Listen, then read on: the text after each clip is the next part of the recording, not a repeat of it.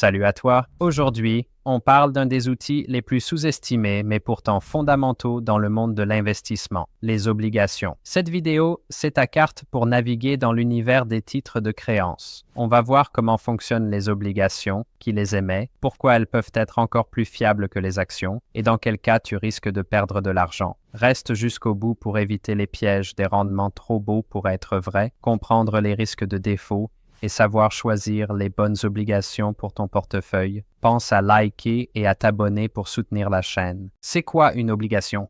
Imagine qu'une entreprise ou un gouvernement vient te demander un prêt. Oui, c'est eux qui viennent vers toi, pas l'inverse. Tu leur prêtes de l'argent et en échange, ils te promettent de te le rendre à une date précise avec des intérêts. C'est ça, une obligation. Une reconnaissance de dette officielle, enregistrée, négociée en bourse, comprise par le marché et encadrée par la loi.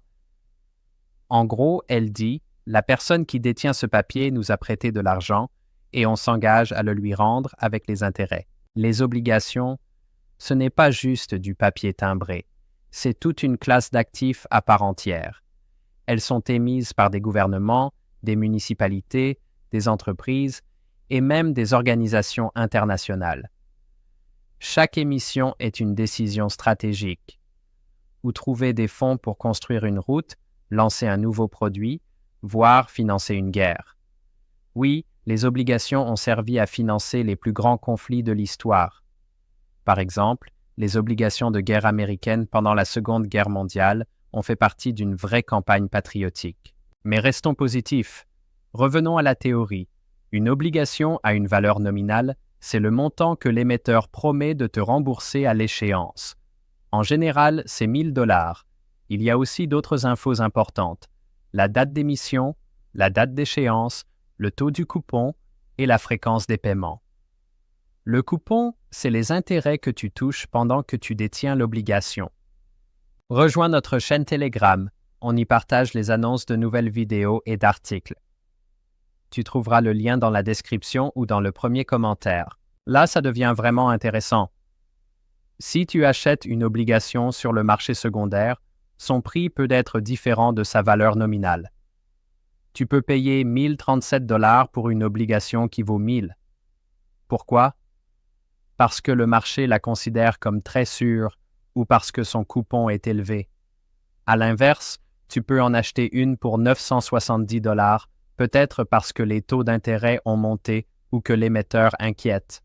Mais attention, dans les deux cas, le coupon est calculé sur la base de 1 000 $. Et ça, c'est crucial. Le rendement d'une obligation, ce n'est pas juste le coupon.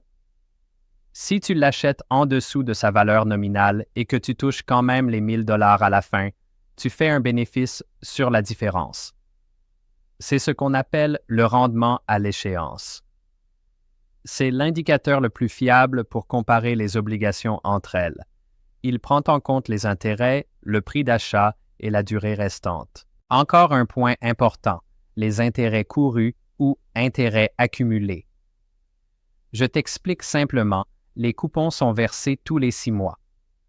Si tu achètes une obligation 3 mois après le dernier paiement, le vendeur a accumulé la moitié du coupon. Tu dois lui payer cette part. C'est ça, les intérêts courus. Tu les paies à l'achat, mais tu les récupères lors du prochain paiement. Comment évoluent les obligations sur le marché? Leur prix varie. L'un des facteurs clés, c'est le taux directeur de la Banque centrale. S'il augmente, les anciennes obligations avec un faible coupon deviennent moins intéressantes, donc leur prix baisse. Si le taux baisse, c'est l'inverse, le prix monte. C'est pour ça que les investisseurs expérimentés peuvent vendre leurs obligations avant l'échéance avec une belle plus-value. Il existe plusieurs types d'obligations. Les obligations d'État sont émises par le gouvernement central, ce sont les plus sûres. Les obligations municipales viennent des villes ou régions. Elles rapportent plus, mais sont un peu plus risquées. Et puis, il y a les obligations d'entreprise. Elles peuvent être très solides ou très risquées, selon l'entreprise. Mais ce n'est pas tout. Il y a aussi les obligations d'agence, émises par des structures publiques ou semi-publiques, comme des agences de crédit immobilier. Il y a les obligations zéro coupon. Tu les achètes avec une réduction et tu touches la valeur nominale à la fin. pas de versement d'intérêt, mais un gain garanti. Et puis, il y a les obligations convertibles. Elles te donnent le droit de les échanger contre des actions de la société à un prix fixé à l'avance. Tu participes ainsi à la croissance de l'entreprise et elle économise sur les coupons. Tout le monde est content. Mais les obligations ne sont pas toujours synonymes de sécurité. Il y a des risques. Le principal, c'est le défaut. Si l'émetteur n'honore pas ses engagements, tu perds de l'argent. C'est pour ça que les notations sont cruciales. Les agences de notation évaluent la solidité des émetteurs, de PAUPA A à D. Tout ce qui est au-dessus de BBB est considéré comme investissement fiable. En dessous, ce sont les obligations spéculatives ou à haut rendement. Elles peuvent rapporter gros ou tout faire perdre. C'est un peu la roulette. On a publié un nouvel article sur notre site. Tu y trouveras plein de ressources gratuites sur les actions, les obligations et les ETF, pour débutants ou investisseurs confirmés. Va jeter un œil et pense à enregistrer le site. Il y a d'autres risques aussi. Le risque de taux, le risque de liquidité, le risque de change. Par exemple, si tu détiens des obligations en monnaie étrangère, ton rendement dépend du taux de change. Si la monnaie s'effondre, ton gain disparaît.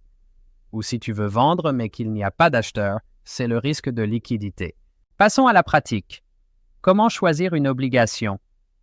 D'abord, regarde l'émetteur. Qui est-ce? Est-il solide? Ensuite, la durée avant échéance. Les obligations court terme sont moins rentables mais plus sûres. Les obligations long terme rapportent plus mais demandent de la patience. Troisième critère, le rendement à l'échéance. C'est ton meilleur repère. Quatrième, la liquidité. Est-ce facile de l'acheter ou de la vendre? Cinquième point, le remboursement anticipé. Certaines obligations peuvent être remboursées avant l'échéance. C'est ce qu'on appelle une option d'achat.